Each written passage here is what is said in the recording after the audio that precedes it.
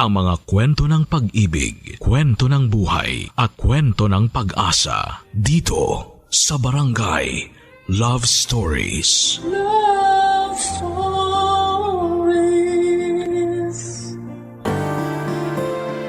Ang tiwala ay mahalaga, lalo na kung ito ay ibinigay sa atin ng taong mahal natin. Kaya nga, huwag natin itong sayangin dahil hindi na natin ito maibabalik sa dati pag ito ay nalamata. Ikaw, kabarangay, katiwa-tiwala ka ba? Dear Papa Dudut, importante ang tiwala sa kahit na anong aspeto ng buhay. Sa trabaho man yan o sa relasyon.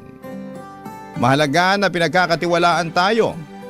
At para maging katiwa-tiwala tayo ay dapat piliin nating maging mabuting tao. Yun bang may respeto sa ating kapwa at paninindigan sa ating mga salita. Isa yan sa mga bagay na natutuhan ko sa buhay na naging dahilan kung bakit ako sumulat sa programa ninyong Barangay Love Stories. Itago nyo na lamang po ako sa pangalang Gino. Sumulat po ako sa inyo para ibahagi ang istorya ng buhay ko. Alias na lang din po ang pagkakakilanlan ng mga tao na babanggitin ko sa aking kwento para sa kanilang privacy.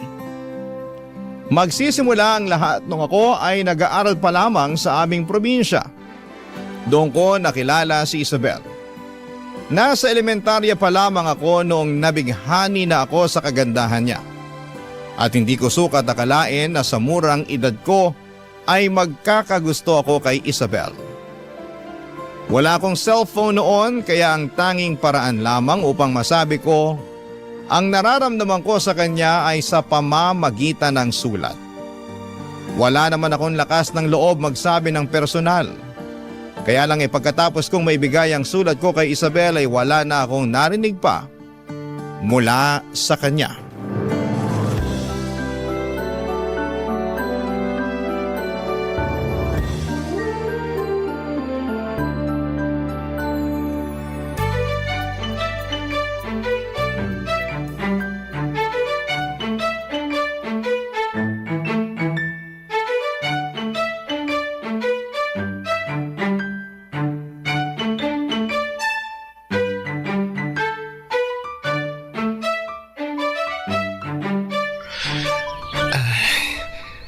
Isabel, hanggang ngayon di pa rin talaga ako makapaniwala na nag-uusap tayo ngayon.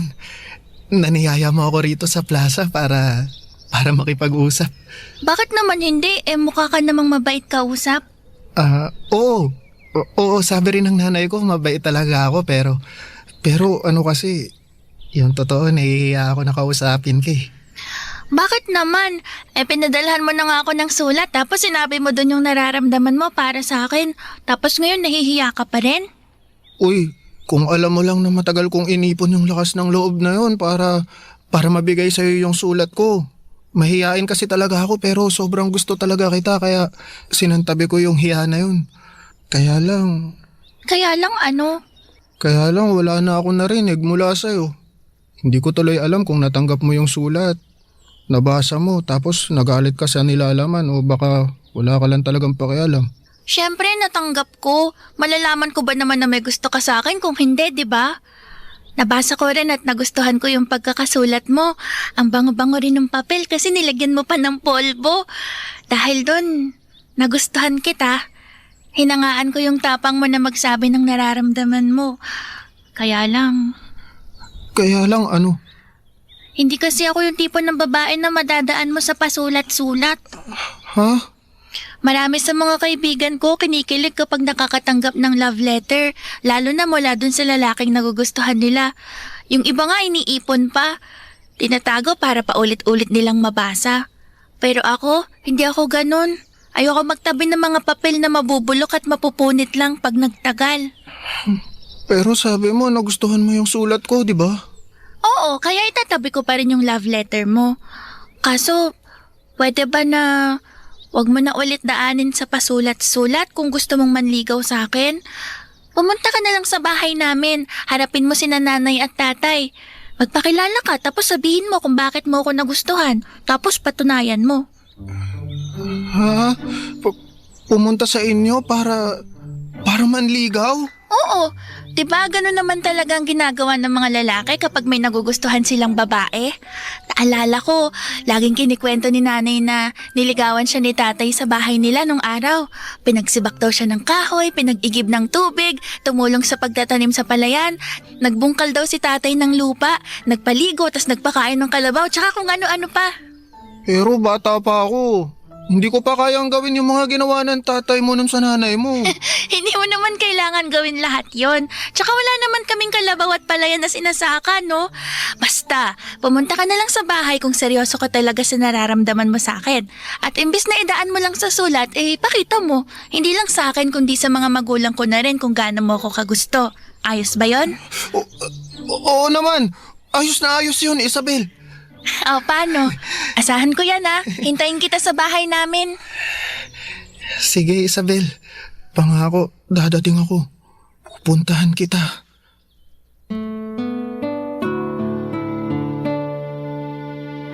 Papadudot, hindi ko inaasahan na kakausapin ako ni Isabel at nabigla ako sa mga sinabi niya. Ni sa hinagap ay hindi ko naisip na posible akong magustuhan ang babaeng gusto ko. Kaya nga tinapangan ko, nilakasan ko ang aking loob upang ligawan ng personal si Isabel katulad ng gusto niyang mangyari. Doon ko rin napagtanto na siya yung uri ng babae na hindi mahilig sa paligoy-ligoy. Hindi nga nagtagal ay pinagplanuhan ko ang pagpunta sa bahay ni Isabel na may 5 kilometro ang layo mula sa amin. At dahil estudyante pa lamang ako noon at nagtitipid pa ay nilakad ko lamang ang daan patungo sa kanila. Tiniis ko ang init at pagod dahil desidido akong patunayan kay Isabel na gusto ko siyang ligawan, na mabuti ang intensyon ko sa kanya. Kaya naman sasadyain ko siya sa bahay nila. Kaya lang nung malapit na ako sa kanila ay bigla naman akong napaurong sa sobrang kaba, Papadudot.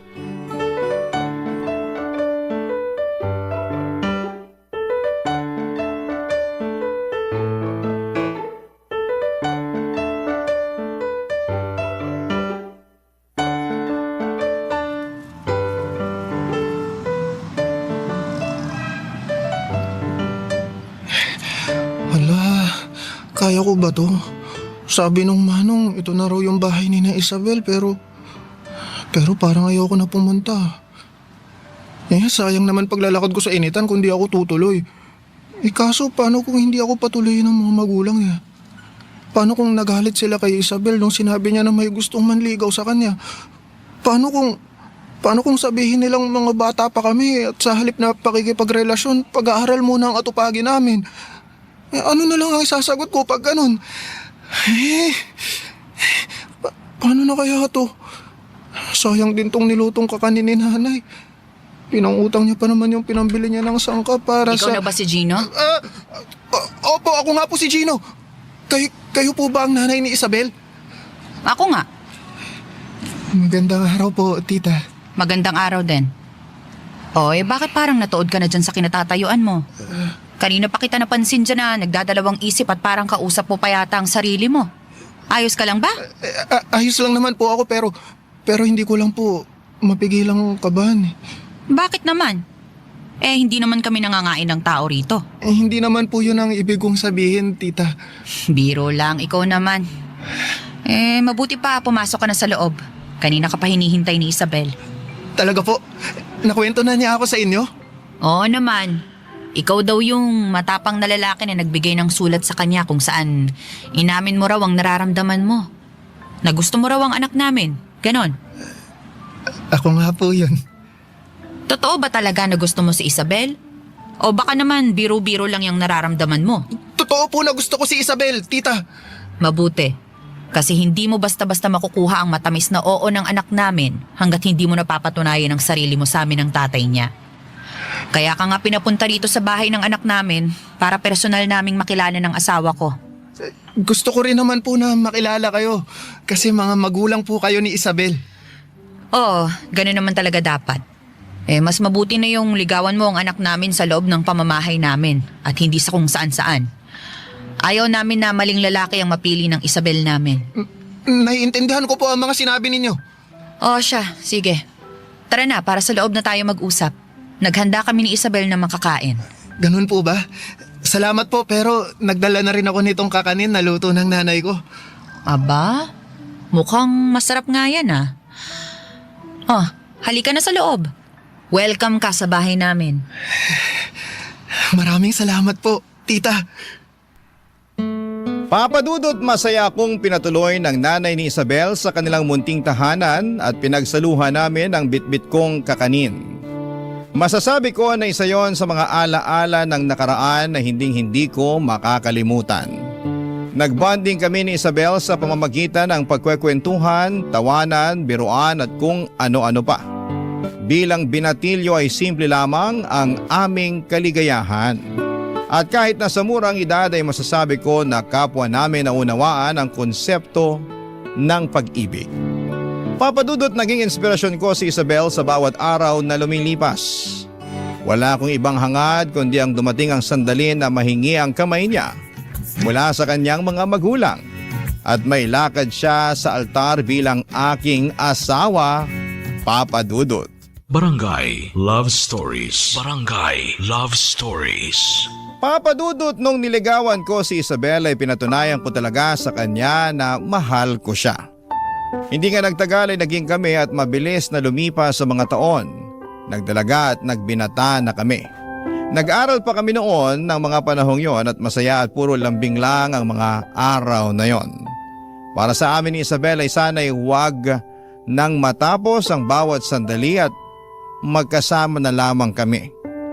Sabay kaming nangarap na balang araw ay bubuo kami ng sarili naming pamilya. Yung klase ng pamilya na mamamayani ang saya at pagkakaunawaan sa bawat isa. Kay sarap isipin na posibleng mangyari ang mga bagay na yon at kay sarap balikan na minsan kaming nang hawak ni Isabel sa pangako namin sa isa't isa. Kaya nga pinagbuti namin ang pag-aaral para makapagtapos. Kaya lang meron pong nangyari, Papa Dudut.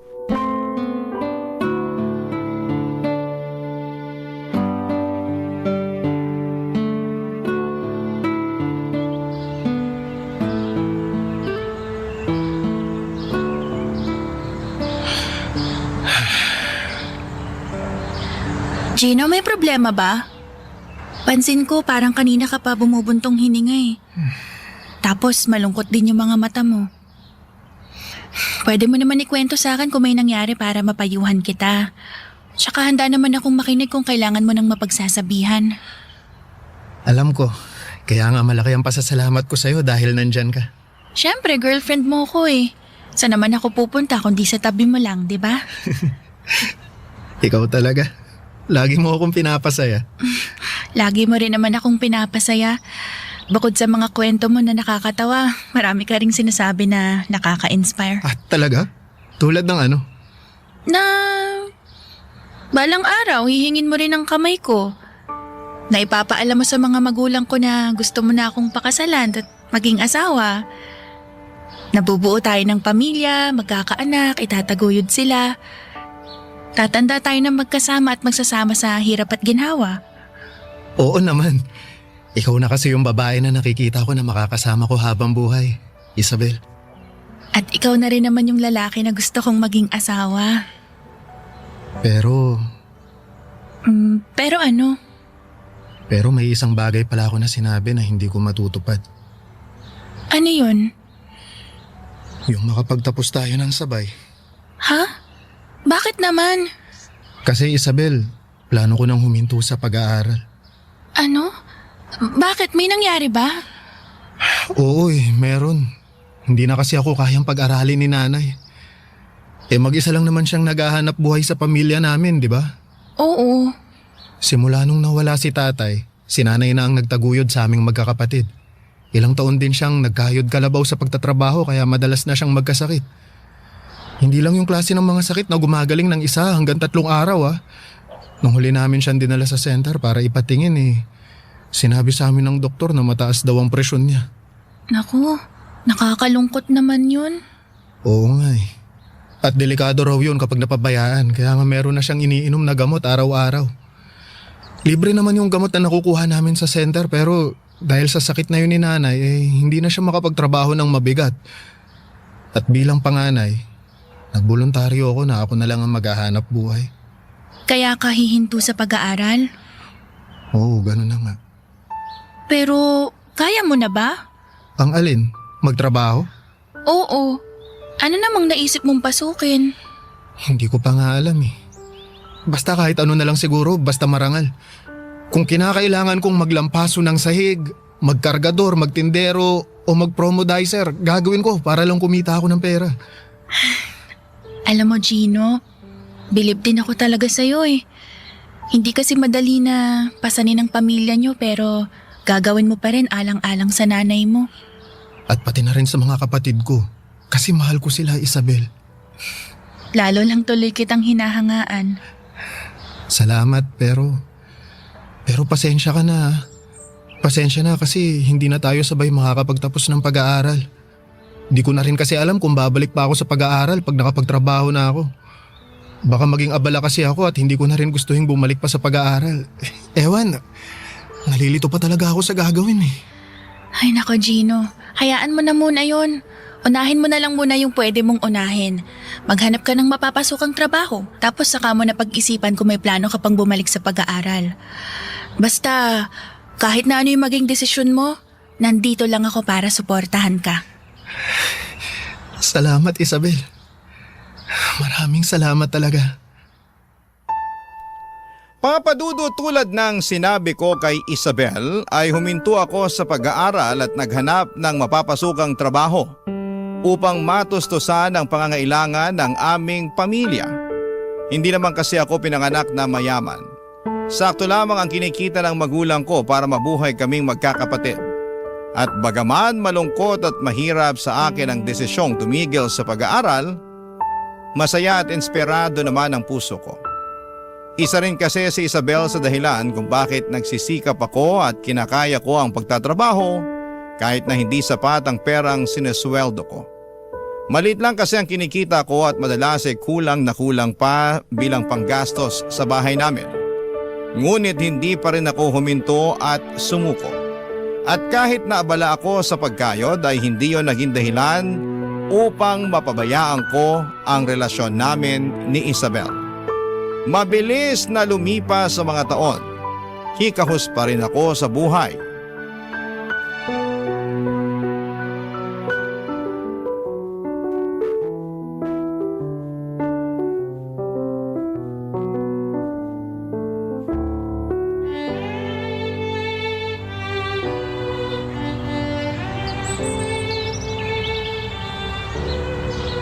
Happy anniversary, Isabel. Grabe, 9 na taon na tayong magkasintahan, no? Oo nga, ang bilis no?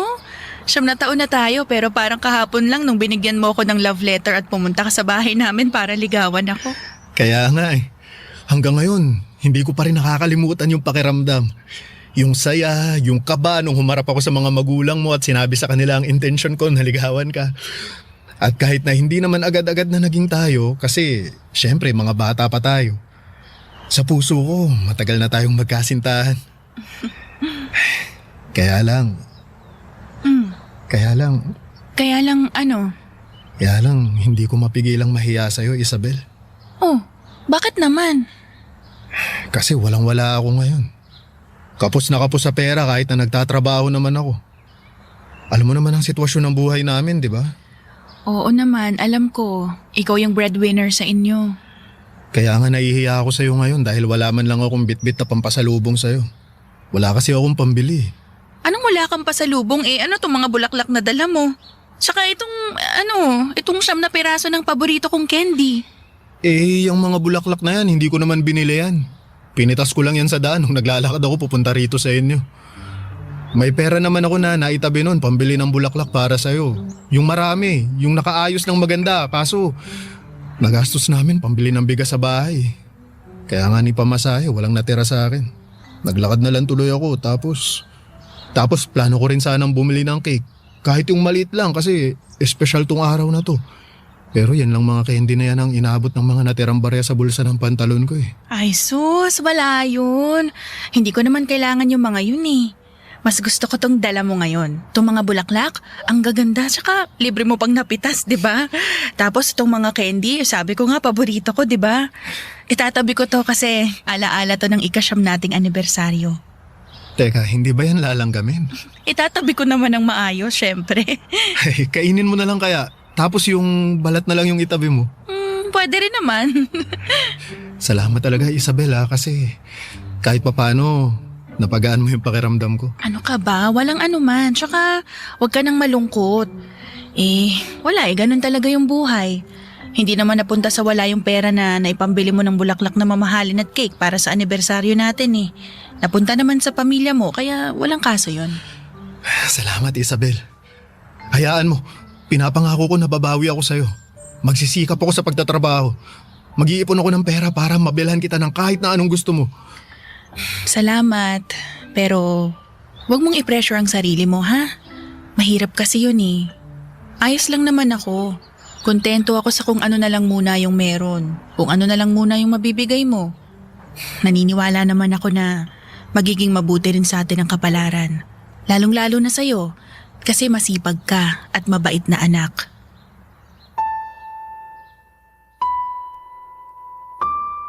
Papa Dudut, naging emosyonal ako ng mga panahong yon dahil kahit na hindi magarbo ang pagdiriwang namin sa aming anibersaryo ay ramdam ko ang saya sa puso ni Isabel.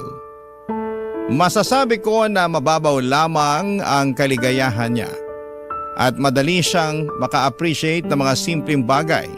Kaya bagaman nahihiya ay napanatag na rin ang puso ko na sapat pa rin ako para sa kanya. Aaminin ko na sa loob ng 9 na taon naming magkasintahan ay wala pang nangyayari sa amin ni Isabel, Papa Dudut. Tanging mga yakap at halik lamang ang pinagsasaluhan namin. Ako bilang lalaki hanggat maaari ay nagiging mapagpigil. Sagrado kasi para sa amin Isabel ang kasal. At ang mga gawain ng mag-asawa ay nararapat lamang naming gawin sa oras na may basbas na ng simbahan ng aming pagsasama.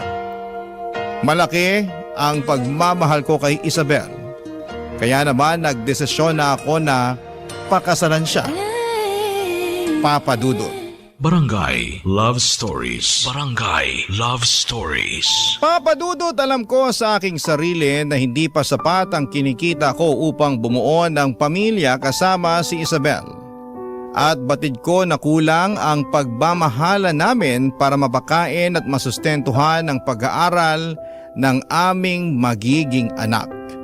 Kaya nga doon ko na napag-isip-isip na lumuwas ng Maynila upang makipagsapalaran.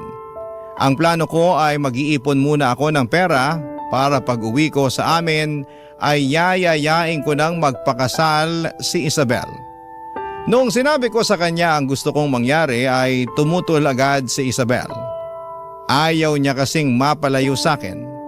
Para sa kanya iba ang pamumuhay sa Maynila kumpara sa probinsya namin. Ngunit pinatatag ko ang isipan niya at sinabi ko na magtiwala siya sa akin. Na babalik ako sa amin at pag nangyari yon ay may sorpresa akong inihanda para sa kanya. Hindi nga nagtagal, Papa Dudut, ay nakumbinsi ko naman si Isabel at napapayag na magtrabaho ako sa Maynila. Hindi po naging madali ang pakikipagsapalaran ko sa lugar na malayo sa probinsyang kinalakahan ko. Namasukan ako bilang trabahador sa isang catering business at kung saan-saan kami pinapupunta. Pero kahit marami na akong lugar na napuntahan ay lugmok pa rin ako. Dahil palagi kong naiisip at naalala si Isabel. Sabik na akong makita siya, mayakap at mahalin. Pero isang tawag ang natanggap ko mula sa kapatid ko. Pinapauwi niya ako sa amin dahil meron siyang nalamang isang masamang balita tungkol kay Isabel.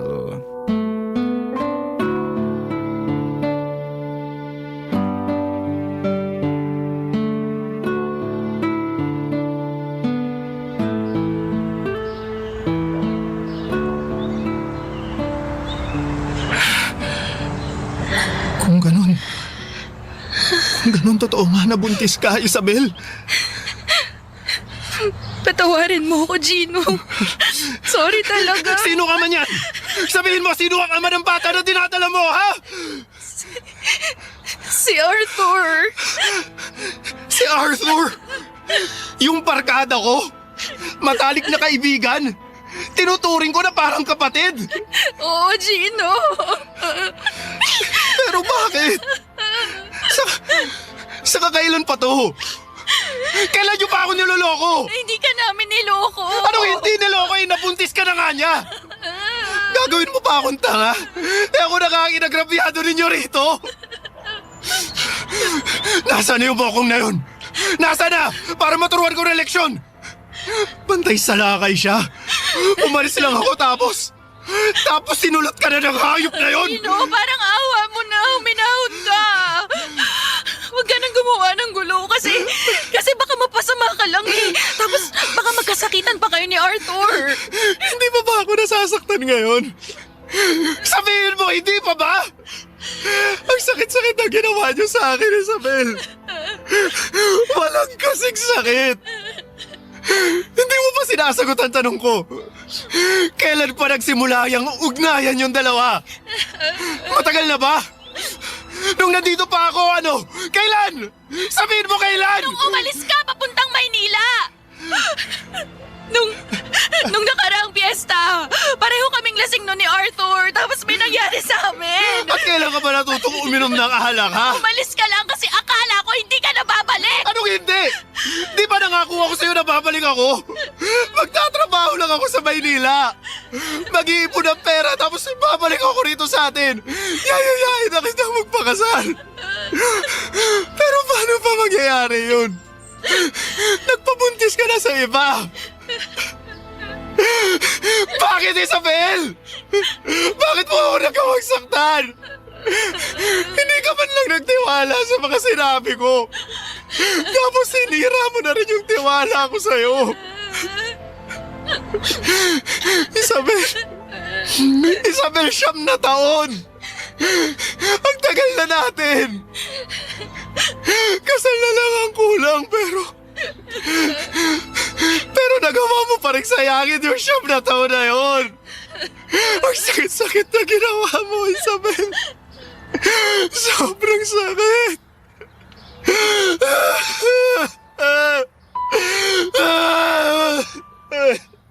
Papadudod, sobrang sakit na malamang nabuntis ng ibang lalaki ang kasintahan ko. At ang naturang lalaki ay itinuring ko pa namang matalik na kaibigan at kababata. Kaya naman para makalimot ay nilunod ko ang sarili ko sa pag-inom ng alak.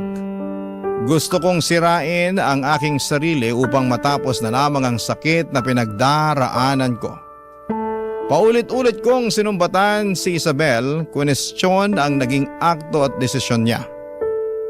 Hinanap ang tiwalang winala niya noong umalis ako at sinisi ang aking sarili. Dahil kung hindi siguro ako lumayo para magtrabaho sa Maynila, ay hindi niya magagawa ang bagay na yon. Akala ko'y wala nang sasama at sasahol sa ginawa sa akin ni Isabel. Ngunit meron pa pala. Papadudot.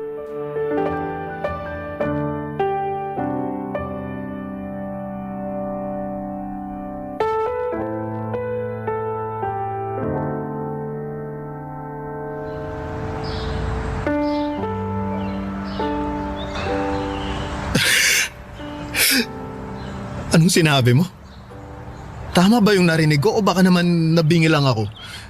Seryoso ka ba talaga na gusto mo akong kunin na ninong ng anak ninyo ni Arthur? Oo, Gino. Kung ayos lang sana sa'yo.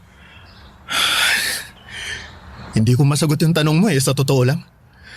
Ang hirap sagutin kasi hanggang ngayon masakit pa rin Sariwa pa rin yung sugat na nararamdaman ko sa puso ko nang dahil sa ginawa ninyo ng matalik kong kaibigan.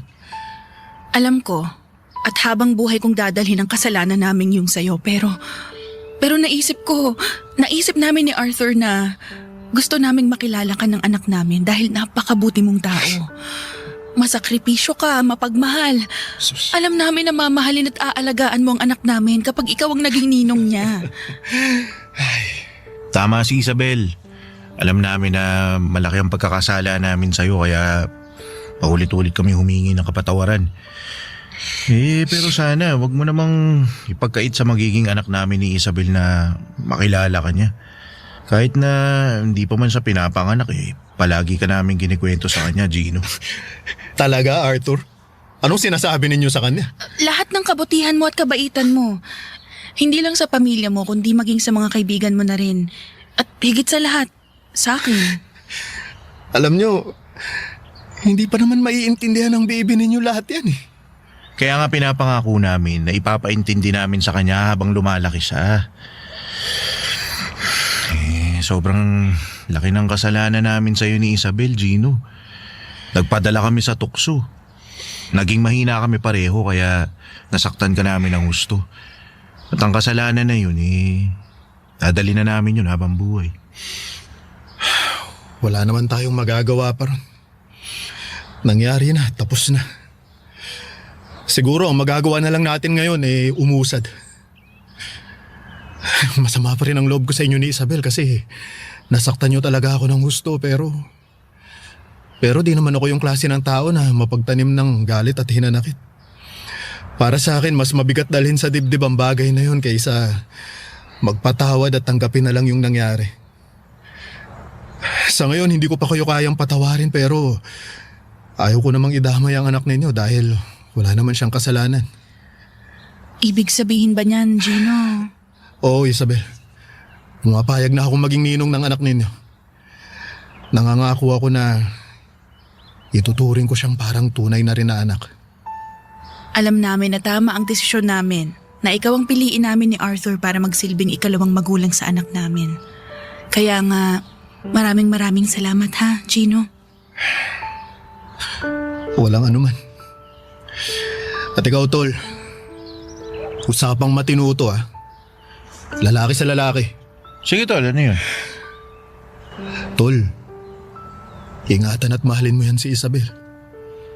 Yung klase ng pagmamahal na higit pa sa ginawa ko noon. Huwag mo siyang sasaktan o paiiyakin. Irespeto mo rin ang mga ayaw at gusto niya. Lagi mo siyang kumustahin at gawing prioridad. Tratuhin mo siya ng mabuti at piliin mo siya araw-araw. Sana palaging manatili ang pag-ibig at tiwala sa inyong pagsasama. Papa Dudut, nagparaya ako sa pag-ibig nang ipagkatiwala ko kay Arthur ang kaysa isang babae na minahal ko. At yun nga ay si Isabel. Tinanggap ko kahit napakasakit na hindi kami ang nakalaan para sa isa't isa. Kahit na mas matagal kaming nagsama bilang magkasintahan. Inisip ko na lamang na may nakalaang plano ang Diyos sa akin na higit na mas mainam at mabuti kesa sa mga gusto ko. Sa ganong paraan ay napanatag ang aking puso. Noong binyag ng anak nila Isabel at Arthur, ang huling beses na nagpakita ako sa kanila. Pagkatapos noon ay lumuwas muli ako ng Maynila at nagpakalayo-layo na. Alam ko na naunawaan nila ang rason kung bakit ko kinailangang gawin ang bagay na yon. Sa kasalukuyan ay masaya na ako dahil natagpuan ko na ang babaeng gusto kong makasama na bumuo ng sarili naming pamilya. Itago na lang natin siya sa pangalang Jane. Hanggang dito na lamang po ang sulat ko, Papa Dudut. Maraming salamat sakaling mapili po ninyong i-ere sa inyong istasyon. God bless and more power po sa Barangay Love Stories. Ang inyong forever kapuso at ka-barangay, Gino. Ano ang masasabi mo sa ating Barangay Love Stories today? Aabangan namin yan sa aming comment section. Ang mga kwento ng pag-ibig, kwento ng buhay at kwento ng pag-asa dito sa Barangay Love Stories. Love Stories.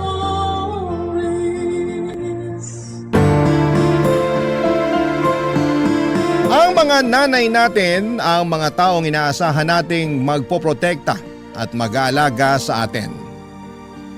Sila ang unang tinatakbuhan natin sa oras ng pangangailangan. Pero may mga pagkakataon na sila din ang magdudulot ng pinakamatinding sugat sa ating puso dahil sa mga pinili nila sa buhay. Ikaw, kabarangay, may lakas ka bang patawarin at yakapin ang sakit na kanilang iniwan? Dear Papa Dudut, magandang araw po sa inyong lahat at sa mga kapwa ko kabarangay. Matagal na po akong taga-suporta ng Barangay Love Stories. Dahil may katrabaho po ako dati na palaging nakikinig sa inyong mga kwento sa YouTube. Dahil sa kanya, nagsimula na rin po akong makinig sa Barangay Love Stories. Ang kwentong ito ay isang bahagi ng aking buhay na tanging ang aking mommy at kapatid lamang ang nakakaalam. Nakasulat po ito sa aking journal at sa pagkakataong ito, napagdesisyonan ko pong ibahagi sa inyo ang ilan sa mga karanasan at aral na natutunan ko sa buhay. Alam niyo po yung feeling na mas lalong gumagaan ang lahat tuwing may nakakausap ka tungkol sa problema mo. Kaya po ako sumulat sa inyo kasi gusto ko pong maramdaman ulit yung feeling na yon. Ako po si Jasper. Lumaki po ako sa isang pamilya na malayo sa karaniwang buhay ng marami.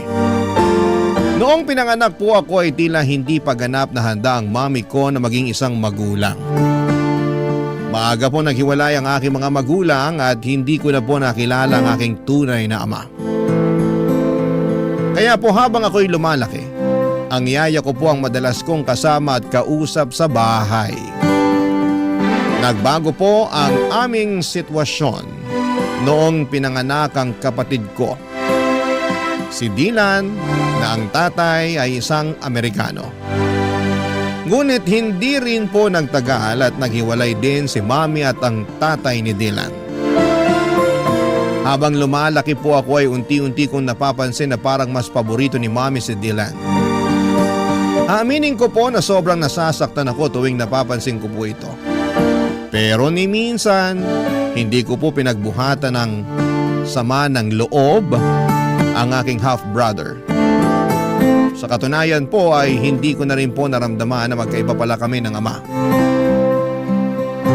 Para sa akin ay si Dylan ang kapatid ko at wala po akong ibang nararamdaman kundi ang pagmamahal at pagkalinga sa kanya, Papa Dudut.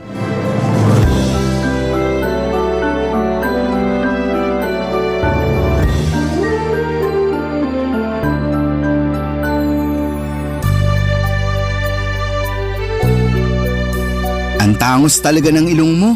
Sana kahit kalahati man lang bigyan mo ako. Tapos ang puti-puti mo pa. Iba talaga pag may lahing kano. Mukhang naliligo kahit hindi naman talaga naliligo. Huwag mo nga akong simulan, kuya. Nagkakaganyan ka ng dahil lang sa ilong. Okay din naman yung ilong mo ah. Parang isda. Boneless. Ah, ganun ha? Dylan, ayaw ko sanang sabihin to sa'yo pero sa tingin ko ito na yung tamang oras para malaman mo ang buong katotohanan. Sana maintindihan mo na hindi madali sa akin na sabihin to sa'yo. 2 years old ka lang noon nung napulot ka ng kasambahay natin sa basurahan. Hindi alam ng kasambahay natin kung ano ang gagawin niya noong mga panahon na yun. Kaya si mami na ang nagpaubaya at nagpalaki sa'yo. Ano nga akala mo sa akin 5 years old? Hoy, lumang tugtugi na yan. Balikan mo na lang ako pag nakapag-isip ka na ng bago. Eto naman, di na mabiro. Nga pala, asan si mami? Namamalengke yata. Kanina pa wala dito yun. Ang sabihin mo, baka nagbubulakbol. Ang di ko rin kasi maintindihan dito kay mami. Para siyang teenager kung umasta. Kung yung ibang nanay dyan, sobra-sobra yung pag-aalaga at pag-aaruga sa mga anak nila. Tayo naman parating naiiwan sa bahay kasama yung maid. Di ko tuloy maiwasan mainggit dun sa mga kaibigan kong pinaghihigpitan ng mga nanay nila. Naku, bahala ka dyan. Huwag mo ko idamay. Ayokong paghigpitan ako, no? Tsaka isa pa, ayaw mo nun? Pwede tayong kumain at maglaro ng video games buong maghapon. Kung sa bagay, Pero mas maganda sana kung may tatay tayong kasama dito, no? Ay, yang si Mami talaga. Sana naman makahanap na siya ng matinong lalaki. Oo nga, di ko pa talaga nararanasan yung pakiramdam na magkaroon ng isang ama. Pareho lang naman tayo. Yung tatay ko di ko na rin naabutan. Tapos yung tatay mo naman, sobrang bata mo pa nun. Di nga nagtagal ng 1 month yun dito sa bahay. Mabait pa yung tatay ko, kuya. Ewan, di ko rin masabi. Pero ang natatandaan ko, parati silang nag-aaway ni Mami. Tas kadalasan, nasa terrace yung tatay mo umiinom at nagyoyosi. Ikaw Pilipino, ako naman Amerikano. Ano kaya magiging lahi ng susunod nating kapatid, kuya? German? Japanese? O Canadian? Ano sa tingin mo? Huy, sana naman di na magkaanak yan si Mami. Hirap na nga siya sa ating dalawa eh. Sa akin nga lang pala siya nahihirapan. Ikaw ang paborito eh. Kumbaga sa internet, ikaw yung naka-bookmark na website. Tas ako yung parang advertisement sa video na pilit sinasara. Grabe ka naman, kuya. Hindi naman siguro. Di mo ba talaga napapansin? O sige nung isang araw, anong kinain mo for breakfast? Bacon. Teka lang, bakit mo naman naitanong yan? Mismo. Nung isang araw, pinagalitan at pinigilan niya ako nung kinuha ko yung bacon sa ref. Sabi niya pa nga sa akin, nagtitipid daw tayo. Pero mukhang ako lang naman tong tinitipid niya. Ikaw naman, kuya. Nagkakaganyan ka ng dahil lang sa bacon? May longganisa naman sa ref eh. Yun na lang ang kainin mo. Ano ka ba? Hindi lang yun. Napapansin ko rin na siya yung palaging kumukuha ng report card mo. Pero yung report card ko, sa maid niya parati pinapaubaya. Hala, baka ampun ka nga. Joke lang. Pero seryoso na to. Pakiramdam ko din na favorite ka ni Mami kasi ikaw tong mukhang foreigner sa ating dalawa. Uy, paano mo naman nasabi yan? Napapansin ko lang kasi na ikaw tong laging binibida niya tuwing kausap niya yung mga kaibigan niya. Tapos kapag pumupunta yung mga kaibigan niya dito sa bahay, ikaw lang yung pinapakilala niya sa kanila. Pakiramdam ko tuloy kung hindi ako ampon, siguro nakababatang kapatid niya ako. Sa totoo lang, sobrang bigat sa pakiramdam. Kuya talaga? Ba't kung makapagsalita ka parang kasalanan kong lahat? Uy, sorry na. Di ganun ang ibig kong sabihin ha. Pasensya ka na. Masyado lang ako nadala ng mga emosyon ko. At isa pa, yung pagtrato sa akin ni Mami, palagi mong tatandaan na wala kang kasalanan doon, okay? Problema naming dalawa yun ni Mami. Sorry na at ikaw tong napagbubuntungan ko ng sama ng loob. Promise, di ko na ulitin. Last na yon. Talaga? Oo. Walang iwanan ha? Promise? Promise. I love you, kuya.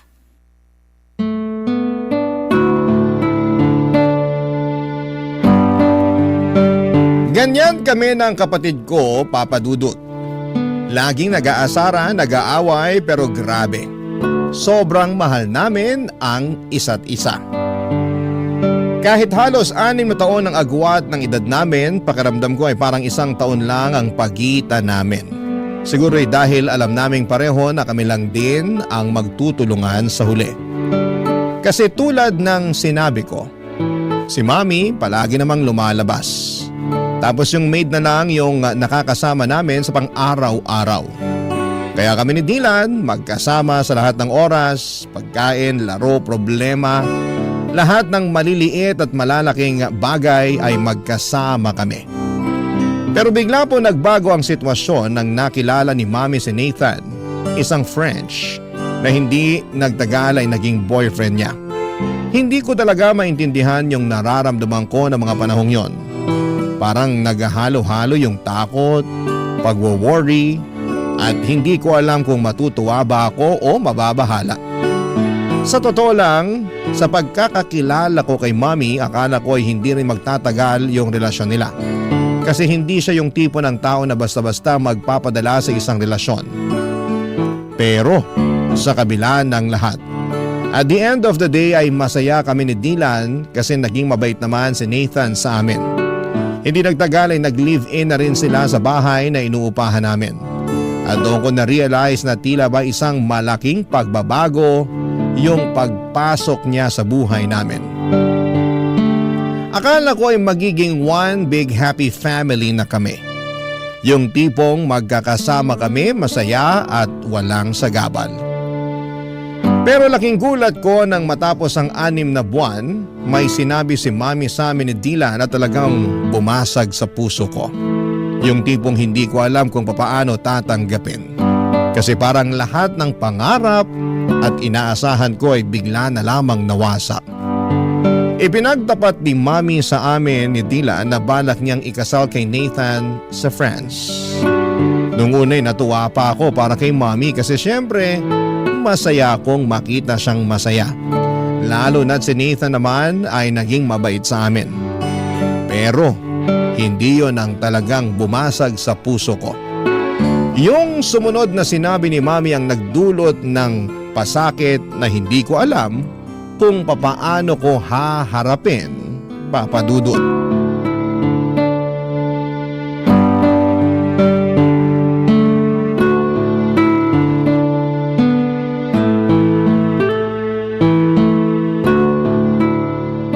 Sige na naman kuya, pahiram na ako ng cellphone mo. Sandali lang. Hindi mo ba nakikita na naglalaro pa ako? Manood ka na muna ng TV doon sa sala. Kanina ka pa naglalaro eh. Okay na yan. May kailangan Mami! tayong pag-usapan. Bakit? Ano po yun? Mukhang seryoso to ha. Patay. Kung may nabasag dito sa bahay, malamang kasalanan ni kuya yan. Basagin ko kaya mukha mo, gusto mo? Tumigil na nga kayong dalawa. Tungkol to sa napag-usapan namin ng Tito Nathan nyo. Bakit po? Magpapakasal na kami. At napagdesisyonan namin na doon na kami sa France magpapakasal. Ibig niyo po bang sabihin, sa ibang bansa na tayo titira? Astig! Sa wakas, makakakita na ako ng snow. At napagkasunduan rin namin ng Tito Nathan nyo na si Dylan na muna ang dadalhin namin. Ano? Dylan, lumabas ka na muna. Pero kuya... Sige na, please. Sige na anak, iwan mo na muna kami ng kuya mo. Okay po.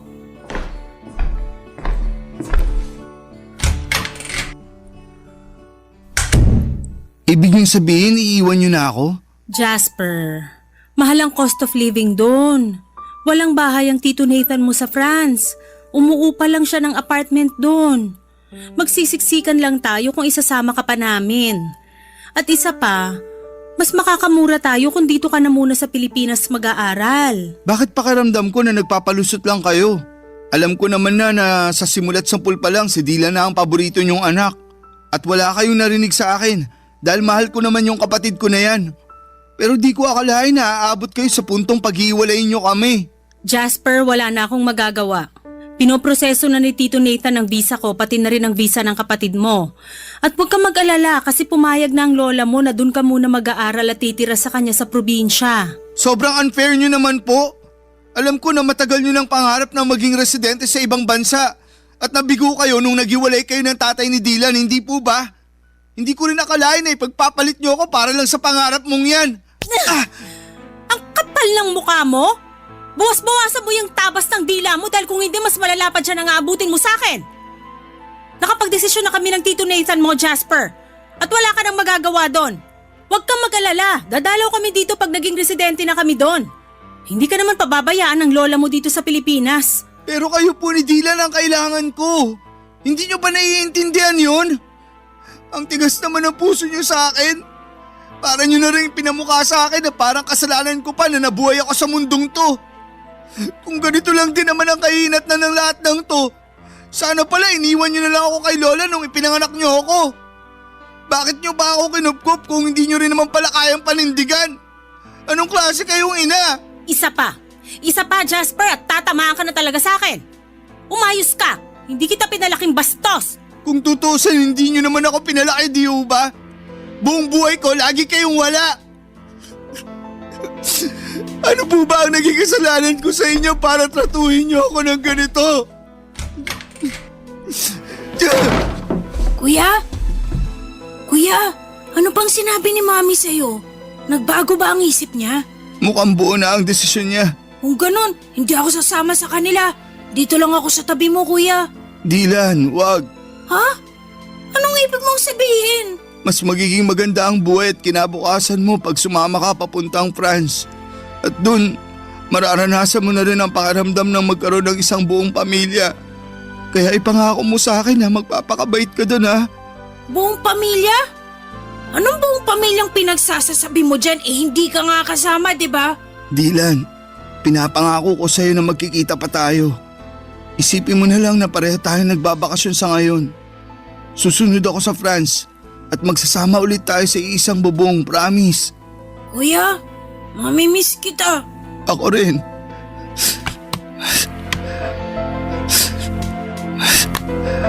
Oh, eto. Kunin mo. Ano to, kuya? Sa'yo na yung cellphone ko. Para naman may remembrance ka sa akin. Ingatan mo yan ha. Oo, iingatan ko to. Thank you, kuya. Pero paano ka? Doon na daw ako kay Lola titira eh. Sigurado naman ako na may cellphone yun.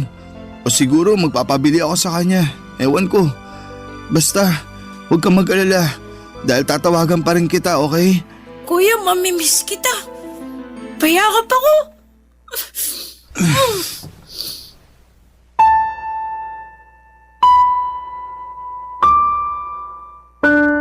Papadudot, sobrang nasaktan ako sa naging desisyon ng nanay ko. Hindi ko malilimutan yung araw na umalis sila, Mami at yung partner niyang si Nathan at ang kapatid ko papunta sa France. Hindi ko makakalimutan na hindi na ako sumama sa kanila sa airport. At pinili ko na lamang na magtago at hindi na magpakita para kahit papaano ay maibsan yung sakit na nararamdaman ko sa pag-alis nila. Pero kahit na anong gawin ko ay hindi pa rin natanggal yung bigat sa dibdib ko. Noong sumunod na araw, pumunta na ako sa probinsya doon sa lola ko. Doon nagsimula yung depression ko. Naging pasaway ako at aaminin ko na nalulung ako sa mga bisyo at nagkaroon ng matinding depresyon. Pumayat ako dahil halos hindi ko na nararamdaman ang gutom. At naging pabigat na rin po ako kay lola. Halos hindi na rin ako kumakausap ng tao. Kung hindi ako nagbubulakbol, nandun lang ako sa kwarto, nagkukulong at nakikinig sa music. Simula nung umalis si Mami ay hindi ko na rin siya kinausap pa. Galit na galit pa rin ako sa kanya. Gusto ko siyang sumbatan sa lahat ng sakit na nararamdaman ko. Pero pinili ko na lang na manahimik at maglaho na parang bula sa buhay niya. Mas lalo rin akong nasaktan noong hindi rin ako kinausap ng nanay ko simula nang umalis siya. Dahil alam niya siguro na hindi naman ako pababayaan ng lola ko. Pero syempre mas lalo lang nadagdagan ang pagkamuhi ko sa nanay ko. Si Dylan naman, papadudot, ay palagi ko siyang sinusubukang i-contact. Nung unang araw niya sa France ay punong-puno ng messages yung phone ko mula sa kanya. Mga pictures, mga videos na nag-i-enjoy sa bagong buhay niya doon. At parang bahagi ako ng mundo niya. Kahit malayo siya. Pero habang tumatagal ay mas kumonte yung mga mensahe niya. Kung minsan ilang araw na akong hindi makakatanggap kahit isang text mula sa kanya. At yon, hindi ko maiwasang mag-isip na baka nakalimutan na niya ako. Nasaktan ako noon syempre at mahirap tanggapin, pero iniisip ko na lamang na baka abala ako sa bago niyang buhay kasama sina Mami at si Nathan, papadudot. Barangay Love Stories. Barangay Love Stories. Yung empathy ng lola ko ang naging gabay ko, papadudot. Kahit na siguro naging pasakit ako sa kanya, ni minsan ay hindi ko naramdaman at tinataboy ako ni lola. Laging pinaparamdam ni lola na naiintindihan niya ako. Ikinuwento sa akin ni lola na gusto raw akong ipalaglag ni Mami noong ipinagbubuntis pa ako nito, pero siya ang tumutol at ipinaglaban akong ipanganak. Nalaman ko rin na siya ang may gustong lumayo kami ni Mami para lumaki ako sa piling ng tunay kong ina. Pero hindi alam ni lola na sobrang iba pala ang trato sa akin ni Mami habang lumalaki ako. Masakit mang marinig ang mga revelasyon ni lola ay hindi ako nawala ng pag-asa. Dahil sa pagmamahal ni Lola ay nagpatuloy ako sa pag-aaral at nakapagtapos ng Bachelor of Science in Software Engineering. Niyaya ko pa siya na tumira sa syudad pero mas gusto niyang manatili sa probinsya. Tinanggap ko na lamang ang desisyon niya pero araw-araw pa rin siyang kinukumusta sa pamamagitan ng cellphone. Bumalik ako ng syudad at pinalad na makapasok sa isang kilalang kumpanya at nag-ipon. Isa sa mga layunin ko noon ay makita si Mami at si Dylan. Aaminin ko na may mga hinanakit pa ako kay Mami pero handa na akong lunukin ng pride ko, Papa Dudut. Matagal na kasi ang mga nangyari at ang tanging hangad ko na lamang ay magkaayos kami at makasama sila, lalong-lalo na po si Dylan, Papa Dudut. Sinubukan kong mag-message kay Dylan pero madalang na lamang talaga siyang mag-reply. Kaya naman nag-decide akong kontakin si Mami sa social media tungkol sa bala kong kumuha ng tourist visa papunta sa France. Nagulat ako sa mainit na pagtanggap niya. Ang sabi niya ay miss na raw niya ako at humingi pa siya ng sorry sa mga pagkukulang niya. Pinatawad ko siya at naramdaman ko na parang naghilom na ang mga sugat ko. Nag-file ako ng 3-week leave na approve at natuwa pa ako nang ma-approve ang visa ko. Kaya makakapunta na ako sa bansang bahagi ng Europa kasama na ang France. Agad ko itong binalita kay Mommy at sobrang saya niya para sa akin, Papa Dudut. Si Dylan ay hindi pa rin ako nireplyan. Pero sinabi ko na lamang sa sarili ko na mas okay siguro kung magkita na lamang kami ng personal. At dumating na nga ang matagal ko nang hinihintay, Papa Dudut, ang makatungtong sa airport ng France.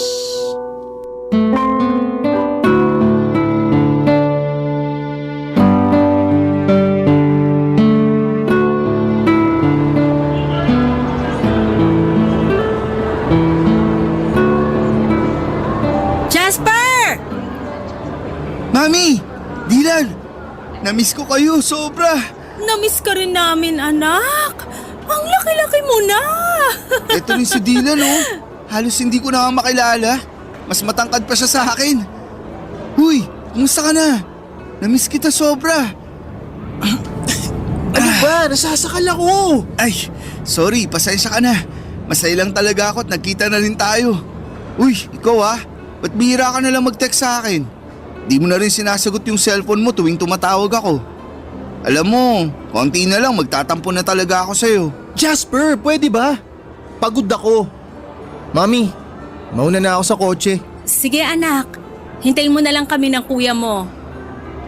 Mami, may problema ba si Dylan? Bakit nanlalamig siya sa akin? Tapos Jasper pa talaga yung tawag niya sa akin Naku na, hayaan mo na muna yung kapatid mo na yon. Pagod lang yun kasi late na natulog.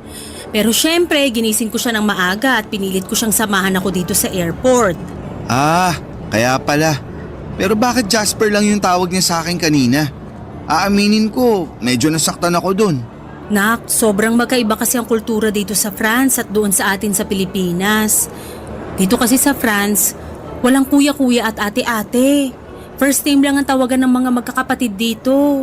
Ano ba yan? Sobrang nakakapanibago naman. Mabuti na lang talaga at marunong pa siya magtagalog. Aba, syempre naman. Hindi ako nagfe-French kapag kausap ko yung kapatid mo na yan. Kasi ayoko na makalimutan niya yung lengguwahe natin. Mabuti naman po kung ganun.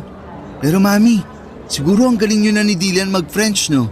Oo naman. Sa katunayan nga, mas magaling pang mag-French ang kapatid mo kaysa sa akin Napakatalinong bata.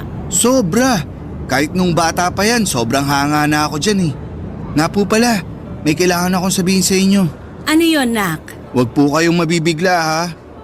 Naaalala niyo po ba yung hotel na nireserve ko para sana sa 2 linggo na stay ko dito sa France? Oo. Bakit? Ano po kasi, kinancel ko po yung reservation ko sa hotel na yon. Nag-request po ako ng refund. Ha? Bakit mo naman ginawa yun, Nak? Mami, tatapatin na po kita. Gusto ko po sana magstay sa apartment niyo na kasama ka at si Dylan. Ano? Ay, anak naman Hindi kalakihan yung tinitira namin na apartment. Hindi ka magiging komportable doon. Maghanap ka na lang ng ibang hotel, tutulungan kita. Kahit ako na ang magbayad. Mami, ganito kasi yan. Sa 2 linggo ko na stay dito, ayoko naman po magmukmok sa hotel. Gusto ko po kayong makasama ni Dylan sa bawat segundo, minuto at oras. Kaya please na po, Mami. Pumayag na po kayo. Ay, kahit kailan ka talaga, oo. Napaka-independent mo na pero parang bata ka pa rin kung umasta. So, ibig sabihin ba niyan pumapayag na po kayo? May magagawa pa ba ako? Salamat po, Mami. I love you. Pero ipapaalala ko lang sa'yo na wala kaming guest room sa apartment na yon. Doon ka na matutulog sa kwarto ni Dylan pero single bed lang yon. Okay lang sa akin kahit sa saig na po ako matulog. Loko-loko ka talagang bata ka. May extra foam naman dun eh. Yun na muna ang ipapagamit ko sa'yo. Thank you po. Nga pala, Mami. Kumusta kayo ni Nathan? Okay naman po ba kayo? Ah, yung Tito Nathan mo? Okay naman kami. Bakit mo naman natanong yan? Wala lang po. Matagal-tagal na rin kasi nung huli ko siyang nakita. Sa tingin niyo po ba, okay lang sa kanya na doon na muna ako tutuloy sa apartment? Ayan tayo eh. O diba sana naisip mo yan bago mo kinansela yung reservation mo dun sa hotel? Ibang klase ka talagang bata ka. Mami talaga. Sigurado akong mabibigla yon. Pero huwag kang mag-alala. Ako na magpapaliwanag sa kanya. Thank you, Mami. Kaya mahal na mahal ko po kayo eh. Naku, nambola pa. Pero Jasper, kung sakaling may marinig ka na ingay galing sa kwarto namin, huwag mo na lang pansinin, okay? Kasi alam mo naman, buhay mag-asawa, paminsan-minsan may mga hindi pinagkakasunduan. Pero wala namang problema na hindi nasosolusyonan, di ba? Bakit po? Madalas po ba kayo mag-away ni Nathan? Alam mo naman mga French, ang tatapang. Tapos kapag may pinaniniwalaan sila, talagang pinaninindigan nila. Kaya ayan, paminsan-minsan nagtatalo kami dahil sa ugali ng Tito Nathan mo na ganyan. Ah, kaya pala. Mukhang maninibago ako dito ah. Halika na nga, sa bahay na tayo magkwentuhan. Papadudot, tumuloy po ako sa apartment ni na Mami at salamat na lamang at napapayag si Nathan na doon ako tumira ng 2 linggo. Mabuti na rin po at naging okay na kami ni Mami at sobrang nagpapasalamat po ako sa Panginoon dahil sa maayos ang relasyon namin. Pero si Dylan po ay mukhang siya naman po ngayon ang nanlalamig. Hindi na kami masyadong nagkakausap. Kahit nasa isang kwarto lamang kami natutulog. Kadalasan po ay naka-headset lamang siya at tuwing tinatanong ko siya o nakikipag-small talk, parang hindi siya interesado. Minsan nga po ay hindi na niya ako sinasagot ng maayos.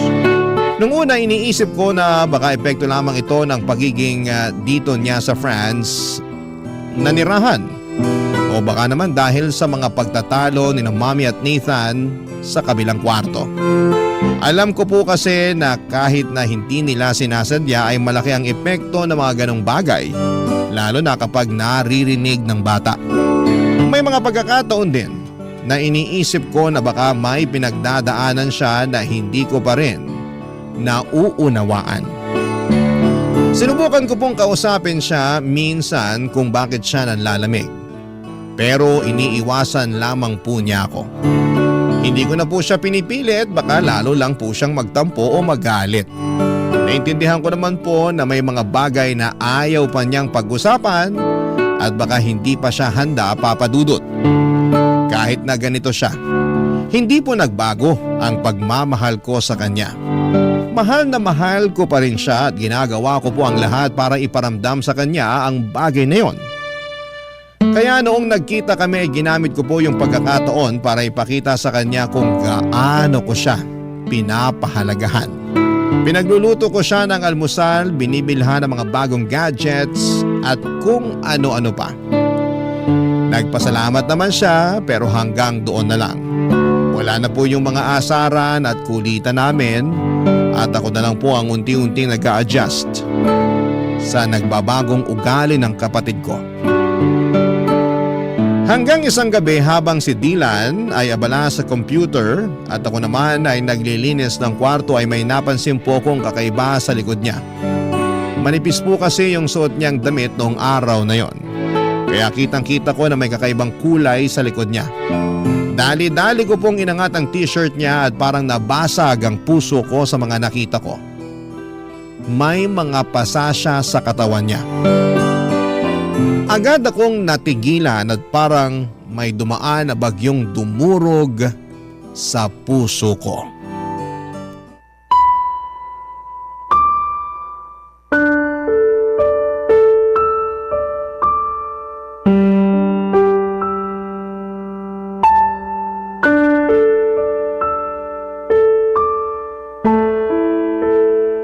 Dylan, ano yan ha? Ba't ang dami mong pasa? Ang OA mo naman, pwede ba huminahon ka? Wala to. Nadulas lang ako sa CR nung isang araw. Dylan, wag mo akong gawing tanga. Alam ko yung pinagkaiba ng pasa na galing sa aksidente at pasa na sinadya. Sino may gawa nito sa'yo ha? Magsalita ka. Ano bang pakialam mo, ha? Ipapaalala ko lang sa'yo, Jasper, hindi kita kapatid. Hindi tayo lumaki sa iisang bahay. At higit sa lahat, magkaiba tayo ng tatay. Kaya utang na loob, lubayan mo na ako, tigilan mo na yung pagpapanggap mo na concern ka sa akin. Seryoso ka? Talaga ba, Dylan? Ang sakit mo naman magsalita. Ganyan na ba talaga kasama ang tingin mo sa akin? Ni minsan hindi ko inisip na magkaiba tayo ng tatay. Simulat sa pool, kapatid na buo ang tingin at turing ko sa'yo. Ba't ka ba nagkakaganyan ha? Ano bang nagawa akong kasalanan sa'yo para kamuhian mo ako ng ganito katindi? Nangako ka sa akin dati na susunod ka, di ba? Nangako ka na magkikita tayo ulit pero pinaasa mo lang ako. Ang tagal ko naghintay, nagmukha akong tanga. Hanggang napagod na lang ako. Napagod ako sa walang katapusang paghihintay dun sa pangako mong napako. Pero nandito na ako ngayon, di ba? Dylan naman. Hoy, wag ka nga umasta na parang kasalanan ko kung bakit ako nagkakaganito. O nandito ka nga, pero iiwan mo rin naman ako pagkatapos ng 2 linggo eh. Sana hindi ka na lang pumunta dito. Nagsayang ka na ng oras, nagsayang ka pa ng pera. Dylan, makinig ka. Please, wag mo namang isumbat sa akin yung pagkakalayo natin. Wala ni isa sa atin ang ginusto na mangyari yun. Akala mo ba hindi ako nasaktan na pilit akong inilayo sa nag-iisa kong kapatid? Durog na durog ako nung umalis kayo. Hindi ko alam kung paano ko hinarap ang bawat araw na wala ka sa tabi ko. Pero wala na akong magawa nun. Kaya tiniis ko, Dylan. Tiniis ko yung sakit na yun. Kasi alam ko na mas magiging maganda ang buhay mo dito. At alam ko na mas makakamit mo yung mga pangarap mo dito. Kahit kailan, hindi ko pinangarap na mabugbog ng asawa ng nanay ko. Teka lang, si Nathan? Siya ang may gawa nito sa'yo? Magbabayad siya sa ginawa niya sa'yo. Hayop siya? Hayop! Teka lang, kumalma ka nga. Masyado kang mainit eh. Makinig ka sa akin. Kung ano man yung ginagawa niya, hayaan mo na. Huwag ka na makialam. Mamaya madamay ka pa eh. Dylan, magpaliwanag ka. Bakit niya nagawa sa ito? Kailan nagsimula to? Paano? Sabihin mo na sa akin, parang awa mo na. Ay, sa akin niya binubunton yung galit niya kasi hindi siya mabigyan ni Mami ng anak. Wala naman kaming magawa ni Mami. Kailangan namin ng tulong niya eh. Kasi gusto namin maging legal na residente dito. Matagal ng pangarap ni Mami yun. Buwisit na pangarap yan. Wala man lang bang ginawa si Mami para ipagtanggol ka? Alam ni Mami lahat ng ginagawa sa akin ni Nathan. Pero wala nang pag-asa si Mami. Palagi na lang niyang pinagtatanggol yung asawa niya. Kaya unawain ko na lang daw kasi nga may pinagdadaanan. Bakit di mo agad sinabi sa akin to? Bakit? May magagawa ka ba? Kung sinabi ko sa ito noon pa? Kung makaasta ka para kang hero ah. Wala ka rin namang magagawa eh. Di ba? Eto ba ang dahilan kung bakit di mo sinasagot mga messages at tawag ko sa'yo? Dahil mas pinili mong sarilinin ang lahat ng problema mo? Oo. Napakatanga ko. Napakabobo ko. Napakalaki kong gago. Dapat andito ako noong mga panahong kinailangan mo ko. Dapat nandito ako noong mga panahong kinailangan mo ng taong magpoprotekta sa'yo. Dapat nandito ako noong mga panahong wala kang karamay at kinailangan mong ilabas lahat ng sakit ng dahil sa lahat ng pinagdadaanan mo. I'm sorry, Dylan. Patawarin mo ako. Hindi mo kailangan humingi ng tawad. Pasensya ka na kung pinamukha ako sa'yo na kasalanan mo lahat kung bakit nangyayari to. Ang importante, Hindi ka na ulit masasaktan ng animal na yon, naiintindihan mo? Alam mo kung ano yung pinakamasakit para sa akin? Yung simula pagkabata natin, ikaw yung paboritong anak ni Mami pero hindi ka man lang niya nagawang ipagtanggol sa hayop na Nathan na yon. Hindi ko alam kung paano natiis ni Mami yung ganitong klaseng sitwasyon, Dylan. Hindi ko na talaga kaya dito. Sasama na ako sa'yo. Parang awa mo na isama mo ako. Sorry kung hindi kita pinakitunguhan agad ng maayos. Ang totoo niyan, gustong gusto na kitang yakapin nung unang araw pa lang na nagkita tayo dun sa airport. Pero nilaman kasi ako ng inggit eh. Nilamon ako ng lungkot. Naiinggit ako kasi malaya mo nagagawa lahat ng mga bagay na gusto mo. Habang ako, mala-impyerno yung buhay ko dito. Kung ako ang papipiliin, mas gugustuhin ko na ako na lang sana'y naiwan sa Pilipinas eh. Dylan, alam mo na kung may paraan lang para pagbaligtarin ko ang sitwasyon nating dalawa. Matagal ko na yung ginawa. Mahal na mahal kita, kuya. Mahal na mahal kita, Dylan. Sobra. Huwag kang mag-alala. Iuwi na kita sa Pinas. Kayo ni Mami. Wala nang dahilan para manatili pa kayo dito. Hindi na ako makakapayag na saktan ka pa ng hayop na yon. Salamat, kuya.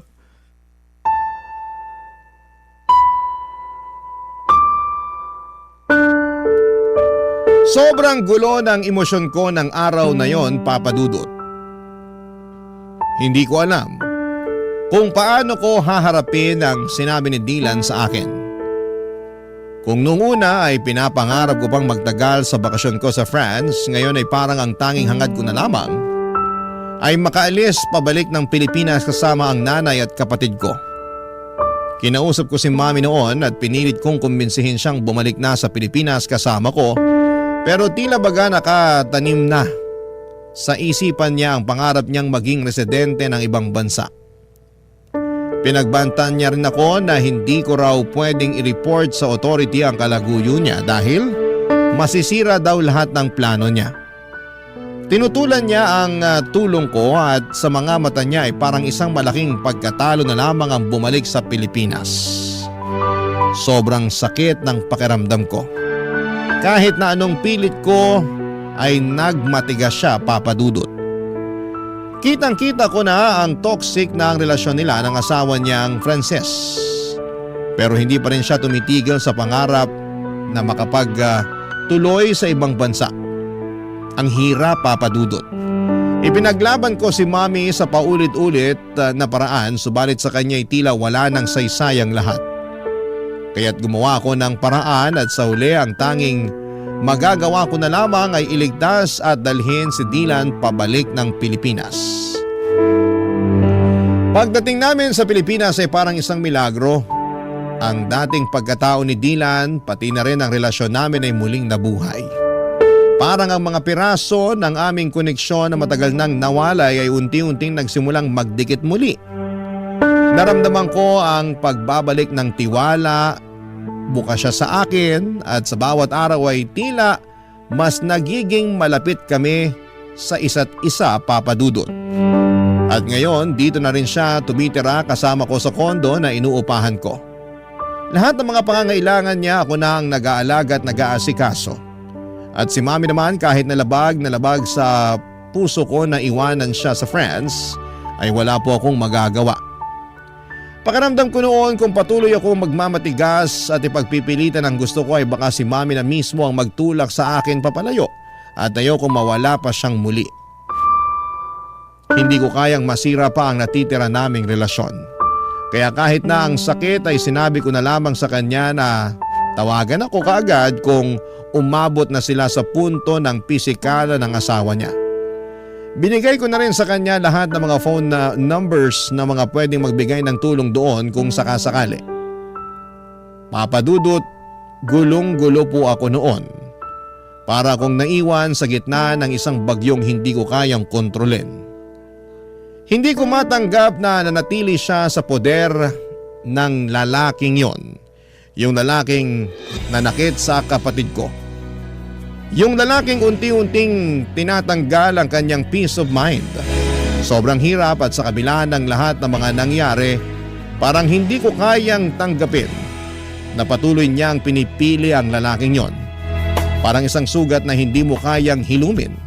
Isang pighati na paulit-ulit na bumabalik. Barangay Love Stories. Barangay Love Stories. Papadudot, naging maayos naman po ang buhay ni Dylan dito sa Pilipinas. Lalo na at magkasama kami. Maliit lang ang inuupahang kong kondo pero komportable at magaan sa pakiramdam.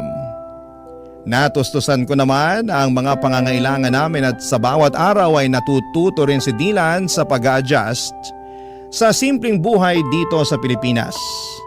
Ako na rin ang nag-aasikaso sa lahat ng papeles ni Dylan para makapag-stay siya ng maayos dito at higit sa lahat ay pinili kong ipagpatuloy ang kanyang edukasyon dito sa Pilipinas. Papadudot, masaya ako na naging mapayapa ang buhay namin kahit sa simpleng paraan. Ang mga maliliit na bagay na dating hindi namin binibigyang halaga, mga magaan na araw, tahimik na gabi ay ngayon ay nagiging malalaking bagay para sa amin. Ngunit sa kabila ng lahat ng ito, hindi pa rin nawawala ang matinding pagwo-worry namin kay Mommy, lalo na si Dylan. Paminsan-minsan ay binabangungot pa siya, parang ang mga masasakit na alaala mula sa France ay patuloy na bumabalik, Papadudot. Parang hindi siya makaalis sa mga trauma na iniwan sa kanya ng mga nangyari doon. Minsan ramdam ko ang takot sa mga mata ni Dylan at sobra siyang nagwo-worry sa kalagayan ng nanay namin. Hindi rin ako nakaligtas sa mga alalahaning yon. Pareho kami ng mga nararamdaman, yung bigat sa puso, yung takot na baka may mangyaring masama kay Mommy o kaya'y lalo siyang mapahamak, Papadudot. Ilang gabi rin ang lumipas na hindi ko maiwasang sisihin ang sarili ko. Sana'y mas pinilit ko si Mommy na bumalik sa Pilipinas kasama namin. Hanggang ngayon ay hindi ko pa rin mapatawad ang sarili ko sa desisyon kong iwanan siya doon. Marami akong tanong sa isipan ko kung sana'y mas pinilit ko pa siya, kung sana ay hindi ko siya iniwan, baka hindi na siya lumubog pa sa ganitong sitwasyon. Pero sa kabila ng lahat, Papadudot, ng pag-aalala at pagdududa, may mga bagay na kailangan ko ring tanggapin. Minsan, hindi mo kayang baguhin ang mga desisyon ng ibang tao. Lalo na kung ang pinipili nilang landas ay iba sa'yo. Ngunit kung may isang bagay man na hindi ko pagsisisihan, yon ay ang desisyon na dalhin si Dylan pabalik ng Pilipinas. Siyang naging dahilan kung bakit mas nagkaroon ng pag-asa akong maramdaman na natutulungan ko siya at magbagong buhay. Sa kanya ko nahanap ang lakas na magpatuloy at hindi ko kayang isiping wala siya sa tabi ko. Lalo na sa mga panahong kailangan ko ng gabay at suporta. Mas ligtas siya sa akin dito at mas magaan ang pakiramdam ko na magkasama kami. Ang mga gabi namin ngayon ay tahimik, puno ng simpleng kaligayahan at mas kontento kami sa buhay, Papadudot.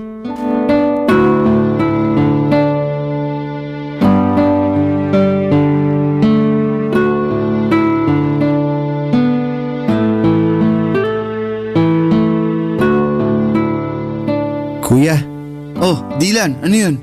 salamat talaga. Hindi ka nagdalawang isip na isama ako pabalik dito sa Pilipinas. Sobrang pasalamat ko lang talaga at malaki pa yung natitirang pera sa savings ko noong mga panahon na yun. Dahil doon, nakabili ako kaagad ng ticket mo papunta dito. Nabawasan pa tuloy yung savings mo dahil sa akin. Pasensya ka na talaga ha. Dylan, yan ang wag na wag mong iisipin. Yung pera, pwede ko ulit kitain yan. Pero hindi ko na mapapatawad ang sarili ko kung may mangyari pang masama sa'yo doon. Ang bait mo talaga kuya. Pero wag masyado ha. Baka kunin ka na ni San Pedro. Sira! Nga pala, kumusta pag-aaral mo? Ayun, okay naman. Medyo nakakapanibago lang ng konti kasi nga magkaiba yung educational system dito sa Pilipinas dun sa France. Pero huwag kang mag-alala. Makaka-adjust din ako dito. Ikaw pa ba? Mas matalino ka pa nga sa akin eh. Kayang-kaya mo yan. Sure yan. Sana nga. Ay. Uy, mukhang may iniisip ka ah. Anong problema? Okay ka lang? Si Mami kasi, hindi ko maiwasang hindi mag-alala sa kanya. Okay lang kaya siya dun? Baka sinasaktan na siya ng Nathan na yun. Nag-aalala din ako sa kanya. Pero parati naman kami nagtatawagan at mukhang okay naman siya. Ay, sana lang talaga okay siya ron. Huwag ka nang mag-alala. Alam mo naman si Mami, matapang yun. Hindi yun umuurong sa kahit anong laban. Kuya, mali ba yung naging desisyon ko? Ha? Anong ibig mong sabihin? Na sumama pabalik sa'yo dito sa Pilipinas. Sobra kasi ako nagigilty. Naiisip ko kasi mas maganda ata kung nagpaiwan na lang ako dun kay Mami. Sana kasama niya pa rin ako hanggang ngayon. Dylan, makinig ka. Wag na wag mong sisisihin ang sarili mo ha? Dahil wala kang ginawang mali. Tama lang yung ginawa mo na umalis sa poder nila. Ito ang lagi mong tatandaan. Hindi mo kailanman kailangang tiisin ang pang-aabuso ng isang tao sa'yo. Kung may choice ka para takasan at iwanan ang ganong klaseng sitwasyon, lagi mong pipiliin ang choice na yon. Naiintindihan mo ba yon? Si Mami ang mali dito, Dylan. Siya may kailangang baguhin. Kailangan niyang matutunang respetuhin ang sarili niya. At kailanman, hindi ko maiintindihan kung bakit tinitiis siya ang lahat ng yun. Lahat ng sakit at lahat ng pang-aabuso. Para lang maging legal siya na residente. O teka kuya, kalma ka lang. Huwag ka masyado magalit. Siya na mismo ang nagpapahirap sa sarili niya. Hindi ko na talaga alam kung anong nangyayari sa kanya. Dylan, hindi niya nakikita na ang kalayaan at ang respeto sa sarili mas mahalaga kaysa sa papel na pinapangarap niya. Kuya, sa tingin mo, babalik pa kaya si Mami dito? Huwag kang mag-alala. Hindi ko titigilan si Mami hanggang sa makabalik siya dito. Ako na bahala doon ha. Mag-focus ka na lang sa pag-aaral mo. I'm sorry. Masyado ako nagiging emosyonal. May iba tayo. Sigurado ako matutuwa si Lola pag nakita ka niya. Pupunta tayo kay na Lola this weekend, okay? Sige, tara. Nakaka-excite. Baby pa ata ako nung huli ko nakita si Lola eh. Oo. Sigurado ako magugustuhan mo dun sa probinsya. Sariwang hangin, maraming puno, at higit sa lahat, walang traffic. Hindi na ako makapaghintay. Alam mo kuya, hindi ko akalain na darating pa pala tong panahon na to. Ako din, Dylan.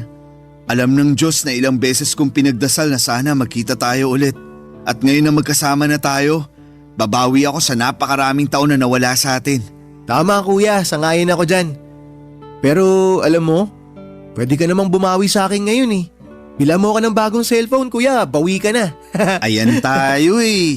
Sige na kuya, uugod-ugod na tong phone ko eh. Ang bilis na malobat. Tsaka kailangan na talagang palitan. Kuya, please naman. Bila mo na ako ng bago. Ay, sige na nga. Buksan mo yung drawer ko. May cellphone ako doon na hindi ko na masyadong nagagamit. Sa'yo na yun. Nice! Salamat kuya, the best ka talaga. Ayos, may bago na akong cellphone. Ay kuya, sandali lang. Diyan ka lang ha, may papakita ako sa'yo. Ano yan? Oh, naalala mo pa ba to? Teka lang, ito yung bigay ko sa'yo na cellphone bago ka pumunta ng France ha. Buhay pa pala to? Oo kuya, talagang tinago ko na maigi to. Medyo matagal-tagal ko nang hindi nagagamit kasi sobrang luma na. Pero inalagaan ko to. Grabe! Hindi ko akalain na naitabi mo pa pala yan. Akala ko matagal nang nasira o nawala yan eh. Kasi tong cellphone na to, hindi lang basta gamit to. Ito yung alaala na naitago ko na kahit na malayo tayo sa isa't isa, kahit na anong mangyari, may mga bagay na hindi talaga magbabago. Dylan, thank you at hindi mo kinalimutan ang pagiging magkapatid natin. Salamat din kuya. Kasi dahil sa'yo, natutunan ko kung paano maging matatag. Ikaw rin yung nagturo sa akin kung paano lumaban. Kung wala ka, baka hindi ko rin nahanap yung lakas para makausad ako sa mga nangyari. Na-realize ko rin na walang laban ang hindi natin kayang pagtagumpayan basta magkasama tayo. Ikaw talaga, isa na lang at maniniwala na talaga ako sa'yo. Kanina pa tayo nagdadramahan dito eh. Pahag na nga lang. I love you kuya. Love you too. Sa mga panahong yon, Papa Dudo, talagang naghinom ang mga sugat namin ni Dylan. Mas naging matatag ang aming pagsasamahan bilang magkapatid. Tahimik na ang buhay namin at sa wakas ay nakaramdam kami ng kapayapaan, isang uri ng katahimikan na matagal na naming hinahanap. Hindi na rin kami palaging nag-aalala kay Mommy kasi parati kaming nagtatawagan at mukhang okay naman siya. Kahit nasa malayo siya, pero kahit na medyo mas tahimik na ang lahat, hindi ko pa rin kayang alisin sa puso ko ang pag-asa na balang araw ay ilalayo ko si Mommy sa kinakasama niyang French.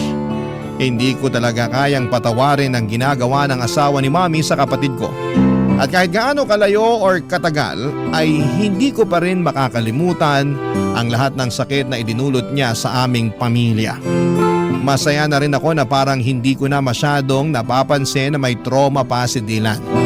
Hindi na kagaya ng mga unang araw niya dito sa Pilipinas na talagang kitang-kita ko sa mukha niya ang mga bakas ng sakit at takot na iniwan ng asawa ni Mommy. Mga emosyon na para bang hindi matitinag. Pero kahit na parang mas okay na siya ngayon, minabuti ko pa rin na dalhin siya sa isang psychologist. Kailangan niyang mailabas ang lahat ng mga negatibong emosyon na naipon niya mula sa mga pinagdaanan niyang trauma. Gusto kong matulungan siya na maghilom ng buo at sana'y magkaroon siya ng lakas na tanggapin lahat ng mga nangyari at makapagsimula ng panibagong kabanata sa buhay niya. Masaya na ako sa takbo ng buhay namin, Papa Dudut. Wala po akong naging problema sa trabaho at si Dylan sa wakas ay nakakapag-adjust na rin sa buhay niya sa school dito sa Pilipinas. Gumagala kami tuwing weekends at doon kami nakakahanap ng bonding, mga simpleng bagay pero puno ng halaga. Bawat araw na magkasama kami tila ba mas napapalalim ang aming samahan bilang magkapatid. At natututo kami na mas marami ng bagay tungkol sa isa't isa. Akala ko ay magiging ganito na lang ang cycle ng buhay namin, tahimik, masaya at magkasama. Hanggang isang araw, may narinig kaming katok sa pintuan ng kondo namin, Papa Dudut.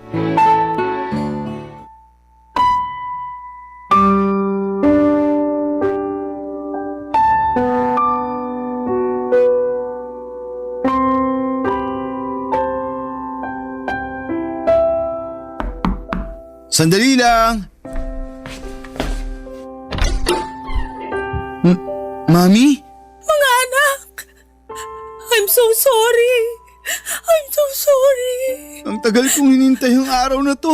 Teka, Mami, paano nyo nalaman yung address dito? Binigay sa akin ng lola niyo ang address niyo.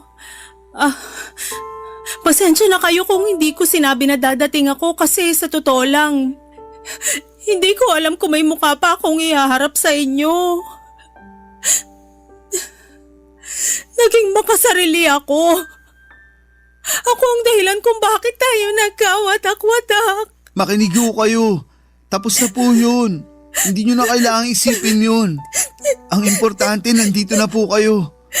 Hindi ako naging mabuting ina dahil lang sa kagustuhan ko na umasenso at manirahan sa ibang bansa. Naging unfair ako sa inyong dalawa. Mga anak, I'm so sorry. Sising-sisi na ako sa mga naging desisyon ko sa buhay. Mami, wag nyo nang isipin yun. Okay na po tayo. Hindi nyo po alam kung gaano kami kasaya ni Kuya ngayon na nandito na kayo. Tsaka ang mas mahalaga ngayon, Mami, kumpleto tayong tatlo at mas matatag na tayo ngayon. Tama po si Dylan. Hindi na po tayo magkakaiwalay ulit. Lahat ng pagkakamali ko, lahat ng sakit na naidulot ko sa inyo, parang isang malaking kasalanan na hindi ko na kayang itama. Walang kapatawaran yung ginawa ko sa inyo, mga anak. Mami, napatawad ka na namin ni Kuya. Matagal na. Hindi ko alam kung paano ko mapapalitan yung panahon na nawala sa atin. Pero kung may pagkakataon pa, babawi ako sa inyong dalawa. Ang importante po, narito tayo ngayon at nandiyan kayo sa tabi namin. Hindi na natin may babalik ang nakaraan pero sigurado ako na mas marami pang magagandang bagay na mangyayari. Lalo na ngayon na magkakasama na tayo. Salamat mga anak. Hindi ko alam kung anong ginawa ko para maging deserving pa ako ng pagmamahal nyo. Pero sobrang nagpapasalamat ako na may pagkakataon pa akong magbago at maayos ang lahat. Sobrang bigat ng kasalanan ko sa inyong dalawa. Mami, mahal na mahal ka po namin. Dylan, nagbulag-bulagan ako sa mga ginawang kahayupan sa iyo ni Nathan dahil lang sa pagmamahal ko sa kanya at sa kagustuhan ko na maging legal na residente. Naging impyerno ang buhay mo dahil hinayaan ko siya sa mga ginawa niyang kawalang hiyaan sa iyo, anak. Hindi mo deserve lahat ng nangyari sa iyo. I'm so sorry. Mami, aaminin ko po. Sobra ako nasaktan nang malaman ko na sinasaktan ni Nathan si Dylan. Akala ko po kasi noon, mas magiging ligtas si Dylan sa inyo. Lalo na siya yung paborito niyong anak kahit noon pa man. Huwag niyo po sanang mamasamain pero wala naman pong problema sa akin kung siya ang paborito niyo. Ang sa akin lang po, sana pinrotektahan niyo siya laban sa hayop na yun. Pero sa sobrang dami na nang nangyari, hindi ko na po kayang magtanim ng sama ng loob laban sa inyo. Masaya lang po ako ngayon at ligtas kayo. Jasper, sobrang laki ng kasalanan ko sa iyo, anak. Nagkulang ako bilang nanay mo at hindi ko naparamdam sa iyo yung pagmamahal na karapat dapat mong matanggap mula sa isang ina. Anak, maraming salamat dahil sa kabila ng lahat hindi ka nagdalawang isip na tulungan ang kapatid mo. Sobrang nagpapasalamat ako at nilayo mo siya kaagad sa malaimpyernong lugar na yon. Bakit, Mami? Ano nangyari? Nahuli ko si Nathan na ng bababae. Tapos nung kinumpronta ko siya tungkol dito, nagwala siya at muntik na niya akong mapatay. Sinira at binasag niya rin lahat ng mga natitirang gamit sa kwarto ni Dylan. Hindi ko lubos maiisip na baka nasaktan niya ng husto yung kapatid mo kung hindi mo siya sinama pa uwi dito sa Pilipinas. Napakawalang hiya niya. Mami, please sabihin niyo sa akin na pinakulong mo na ang hayop na yon. Anak, hindi ko na kaya na makita pa ang pagmumukha niya. Sa mga panahong yon, na-realize ko kung gaano kabigat at katindi ang pagkukulang ko sa inyong dalawa. Wala na akong ibang inisip ng mga panahon na yon kung hindi ang makabawi sa inyong dalawa. Kaya ginamit ko yung natitirang pera ko para makauwi dito sa Pinas. Mami, kailangan nyo na siyang hiwalayan ng tuluyan. Ayoko na magkaroon pa kayo ng kahit na anong ugnayan sa kanya. I-delete nyo na yung phone number niya sa phone nyo. I-block nyo siya sa lahat ng social media. Baka masundan niya tayo dito tapos saktan na naman niya ako. Ayoko na ng ganun, Mami. Hindi ko na kaya. Dylan, makinig ka sa akin. Wala nang mananakit sa'yo dito. Ligtas ka na sa poder namin. Hindi na ako makakapayag na may manakit pa sa'yo. Anak, makinig ka sa kuya mo. Hindi ka namin pababayaan. Mamamatay muna ako bago ka pa niya masaktan uli. Naiintindihan mo ba yon? Kuya, Mami, mahal na mahal ko po kayo. Mahal ka rin namin, Dylan. Huwag ka mag-alala, anak. Magbabago na ang lahat simula sa araw na to. Hindi na tayo maghihiwalay.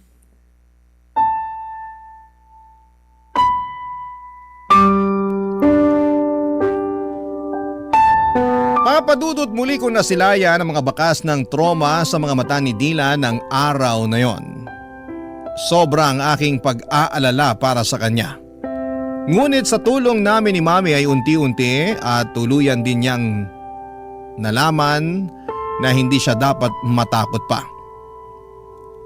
Si Mami po ay nanirahan kasama namin ni Dylan sa kondo na inuupahan namin.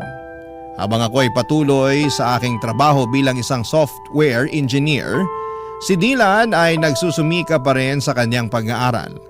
At si Mami naman ay nagsimula ng magtrabaho bilang hotel receptionist. Nagtutulungan kami ngayon ni Mommy sa mga gastusin at bills at sobrang saya ko po na kahit na hindi na ako bata ay nakakapiling ko pa rin siya sa araw-araw.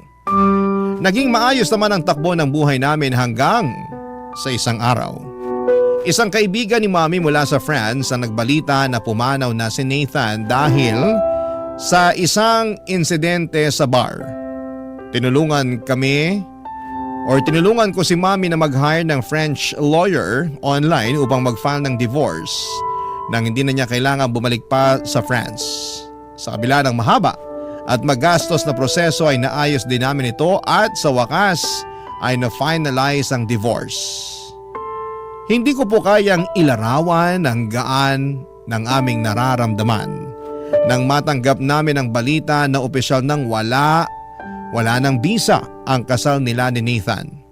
Sa wakas ay makakapagsimula na kami ng bagong buhay.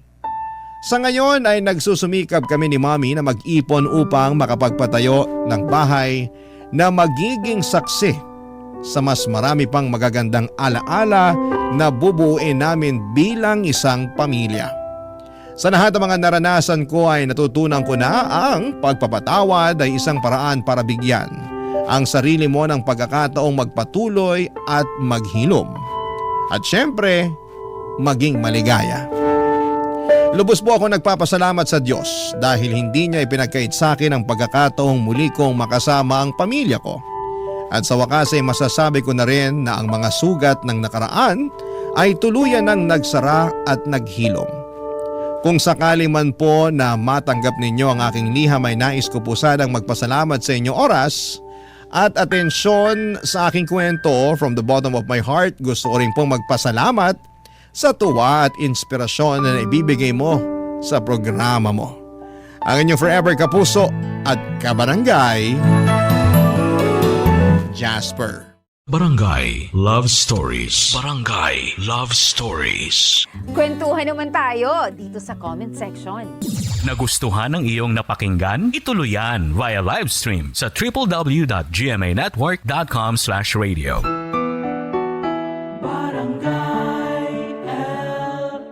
In Mega Manila, 97.1. Forever!